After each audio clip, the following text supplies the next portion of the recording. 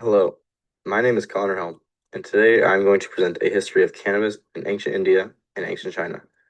For centuries, cannabis has been a primary substance used in many different cultures.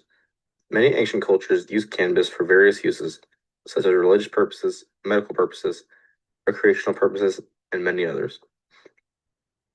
While ancient China and ancient India were cultures that prominently used cannabis in everyday life, both used them for various different reasons, displaying the multi-purpose use of the plant. In ancient India, cannabis was a natural part of everyday life. The plant was mainly used for mind-altering reasons, as their religious beliefs went hand in hand with use of cannabis. They believed in the god Shiva, who they believed, quote, made the plant his favorite food, and he became known as Lord of Bang. With their religious beliefs being so supportive of the use of cannabis, it became an instrumental use of life for many citizens. For example, before going into battle, many soldiers would often drink the Bang, as along with its relaxing qualities, they believed it gave them a good luck in the face of adversity. Bang also used Bang also was used to be congested, as they often would roll them into balls. Use of cannabis became so excessive that the British government even tried to intervene, believing the excess use was leading to them having health issues. However, after lots of research, it was decided there was no correlation between cannabis and mental health issues.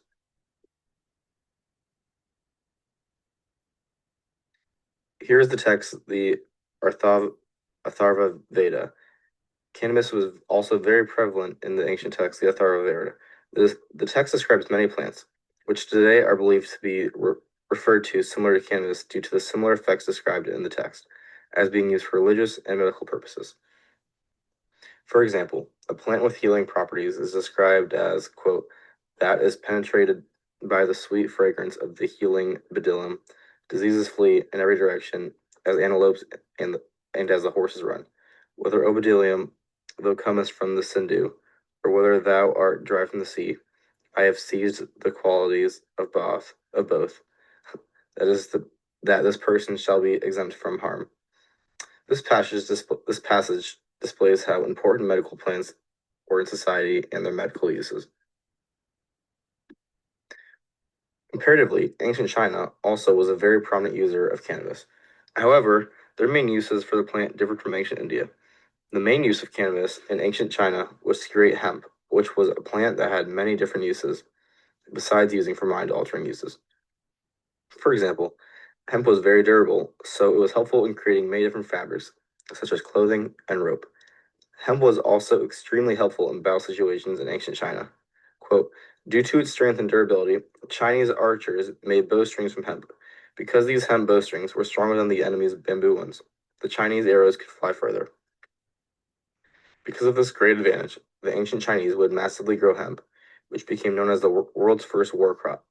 Hemp was also used to create paper, which was one of the greatest Chinese inventions due to its ease to make a large amount and easier to write with compared to other options. This image here displays a buried man surrounded by cannabis plants, displaying the importance of the plant in their society. Despite the Chinese using the plant more practically than the Indians, this image highlights a similarity between the two cultures, with the person being buried by cannabis, most likely due to their religious beliefs, the plant helping them achieve the afterlife they seek.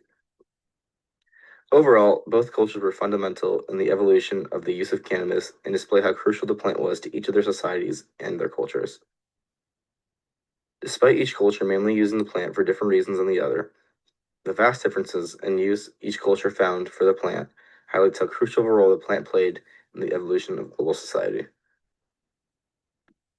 Here is my bibliographic credits for this presentation, and I thank you for listening.